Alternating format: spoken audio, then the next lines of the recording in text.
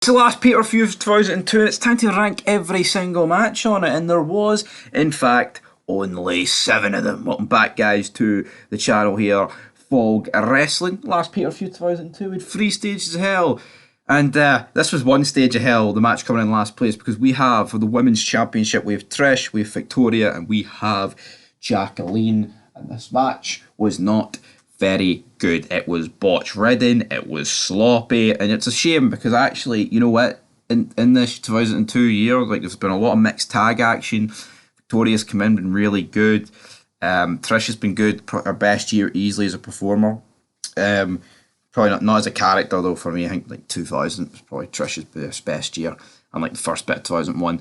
But this match was awful, and it's almost like they get into a triple threat match, the women, and it's like the deer in the headlight moments. But honestly, one of the worst matches of 2002.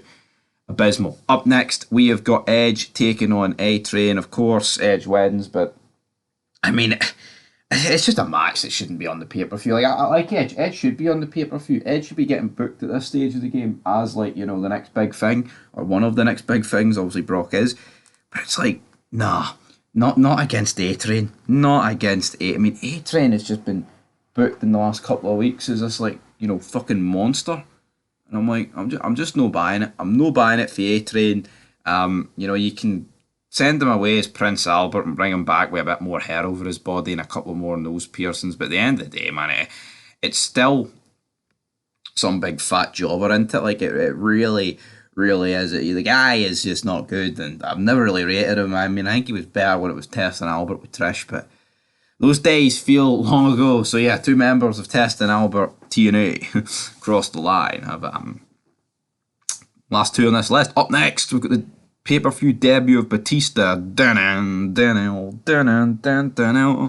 I walk alone.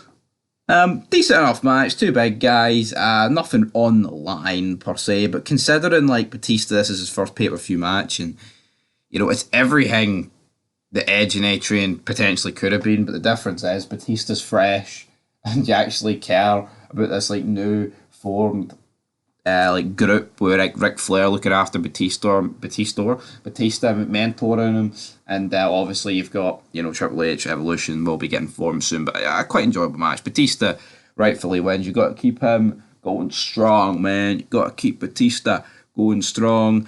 But up next, we did have, for the WWE Undisputed title, we had Kurt Angle taking on Big Show. And this is just ridiculous. This match is like, you know, I had the drama at the end, but you got to remember, it's a Big Show match. I mean, it can't necessarily ever be that good. Sorry, Big Show. You fucking suck, buddy. But what the problem with me is, it's like, the aftermath on SmackDown just makes it make even less sense what happened, because obviously Kurt Angle, like, wanted Brock to interfere and help him win, which made Kurt Angle look incredibly weak. That's exactly what happens. Kurt does end up winning. But then on SmackDown, it turns out that Paul Heyman had colluded with Kurt Angle in a deal where basically Brock Lesnar's never allowed the title, but Paul Heyman doesn't really care. He's got the belt as long as it's Kurt Angle or Big Show. But then it's like, why would Big Show be alright with that on SmackDown? You've just cost him the belt in order to get this deal for Brock never to have the belt. So in order for this to work, Big Show's going to have to want Brock never to have the belt more than he actually wants to hold the belt himself, which is just ludicrous. But, you know, a slow-ass match, but it's Kurt Angle winning the belt off Big Show, and at least the ending was a bit exciting to a degree. Up next, in 3rd place, we've got a Fatal 4-Way Elimination Tag match. I'm not going to lie, the first half of this match was pretty bad. The Dudleys' elimination was botched, and so was Storm and William Regal.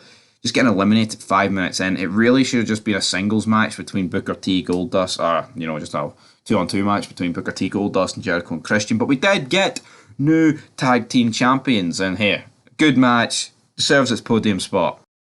Up next, we've got Chris Benoit versus Eddie Guerrero, and it's like, yeah, some people, why are you putting this match below the 3 stages of hell? I didn't even rate the 3 stages of hell that much, right? But see this, you're seeing these sort of matches every week on SmackDown. The SmackDown 6, shall we call it? And it's so fucking repetitive in here. Maybe it just shows you a reflection of this show, the fact that it's getting second. I didn't even really enjoy the match, but you know, it's Guerrero and Benoit. It's never going to be bad. You know exactly what you're going to get, right? Benoit wins, Cole says on commentary during the match that it's essentially a number one contenders match, but they don't treat it as that. Why? We'd at least add it something. But then our main event, guys, we had Shawn Michaels versus Triple H, 3 stages of hell. First fall, street fight. Second fall, steel cage. Final fall, ladder match. There's just...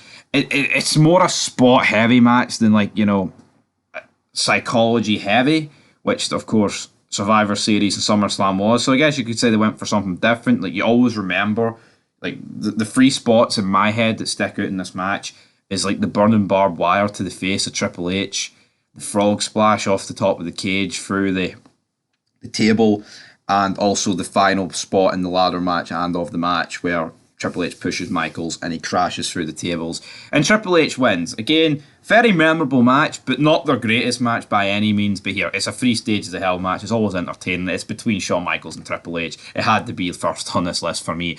And that is it for Fog Wrestling. Till next time. Peace.